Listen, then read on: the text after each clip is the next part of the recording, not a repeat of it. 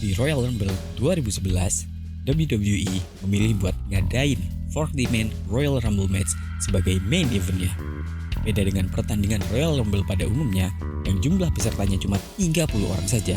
Di tahun 2011, mereka bikin pay-per-view tersebut agak lain. Emang sih dari jumlah peserta waktu itu lebih banyak. Tapi soal kejutan, pertandingan Royal Rumble waktu itu mengandalkan Booker T sama sosok legend yang satu ini, Kevin Nash alias Big Daddy Cool Diesel. Yap, sejak tahun 1996, Kevin Nash balik ke WWE dengan gimmick Diesel ya. Doi muncul jadi peserta ke-32. Kabar buruknya, Diesel cuma bertahan selama kurang lebih 3 menit sebelum dieliminasi sama Wade Barrett. Di balik layarnya, Kevin Nash ternyata udah akan ngontrak lagi sama WWE setelah sebelumnya Doi sempat cabut di tahun 2004. Jadi, pada tahun 2011, Doi ini bakalan terlibat di beberapa event dan pertandingan di WWE. Kevin muncul secara part-time di event Hall of Fame 2011, 2014, 2015, dan 2020. Terus muncul di Royal Rumble 2014 sebagai peserta kejutan. Di WrestleMania 31 bareng Hollywood Hulk Hogan dan Scott Hall buat jadi backingnya Sting, dan beberapa episode juga segmen spesial di Raw. Tapi siapa sangka kalau kembalinya Kevin Nash ke WWE di tahun 2011 merupakan jalan buat masukin Doi ke dalam sebuah storyline yang lebih trending di WWE saat itu. Seperti apa alur ceritanya? Yuk kita masuk ke pembahasan. Semuanya dimulai dari feud yang satu ini, CM Punk versus John Cena. Menjelang Money in the Bank 2011, Punk bilang kalau kontraknya bakalan habis setelah Money in the Bank nanti. Punk juga berjanji dia bakalan menangin WWE Championship dari tangan John Cena. Nah, di momen inilah segmen yang kita kenal sebagai Pipe Bomb terjadi. Sing Punk versus Cena pun ditutup dengan kemenangan CM Punk. Usai kemenangan, Punk kabur nih dengan sabuk WWE. Siapapun yang menjadi juara tapi terhalang karena habis kontrak atau cedera, gelar yang dipegangnya harus dikosongkan, atau istilahnya sih vacant. Nah,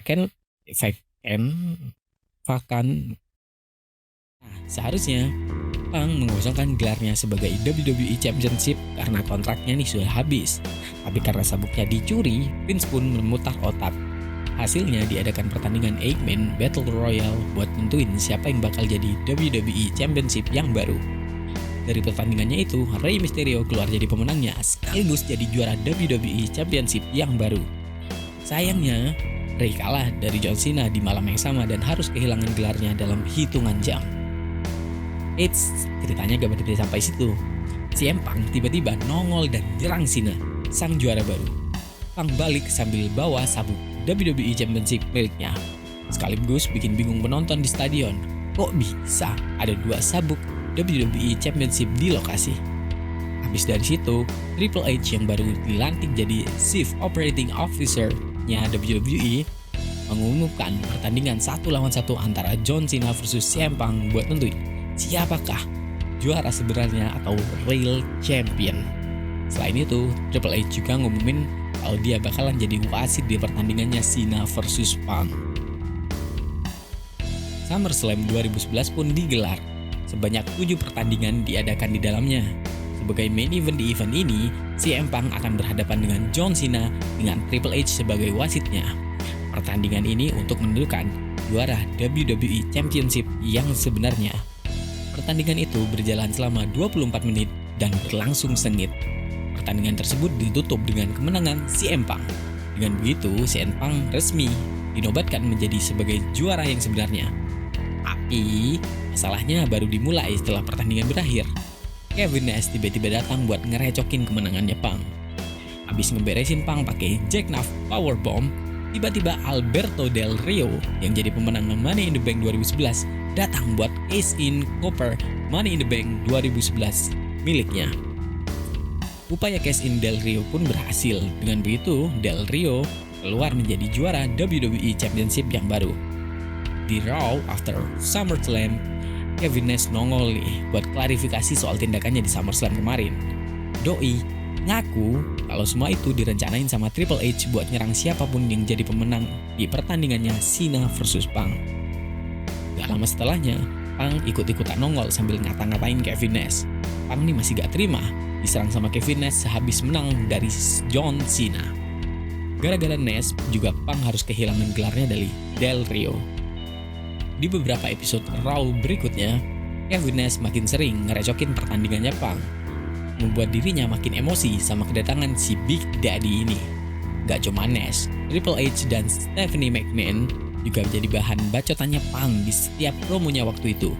Sampai akhirnya diadain segmen tekan kontrak antara Kevin Nash, CM Punk, dan John Laurinaitis buat ngeresmiin pertandingan antara CM Punk versus Kevin Nash di event Night of Champion 2011. Para penonton dibikin penasaran tuh, bakalan gimana sih pertandingan antara Nash versus Punk di Night of Champion nanti. Tapi di akhir episode Raw, Triple H tiba-tiba ngumumin kalau doi nih yang bakalin gantiin Kevin Nash jadi lawannya Punk di Night of Champion. Ada yang seneng, ada yang kecewa, sampai akhirnya baru tuh di-reveal kenapa Nash batal tarung sama Punk. Ternyata Nash ketahuan ngibul pas ngaku dia disuruh Triple H buat nyerang Punk di SummerSlam. Triple H sama sekali gak nyuruh Nash buat ngelakuin itu. Akibatnya Nash pun dipecat sama Triple H. Tibalah Night of Champion 2011, di mana CM Punk bakalan buy one sama Triple H.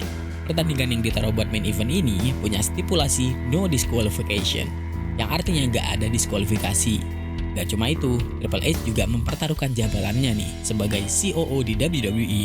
Kalau sampai dia kalah dari Punk, Triple H gak cuma kehilangan jabatannya, tapi juga dipaksa keluar dari WWE.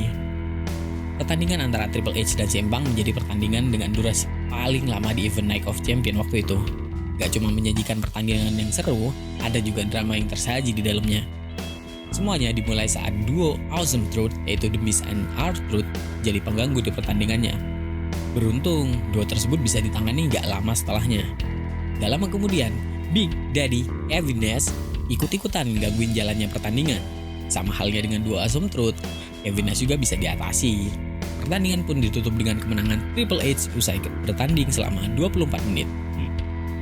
Di episode Raw setelah Night of Champion, Kevin Nash dengan menyimpan dendam kepada Triple H setelah sebelumnya dipecat menjelang event Night of Champion dengan maksud caper, Nash ngebuktiin kalau dia masih bisa tanding melawan Santino Marella.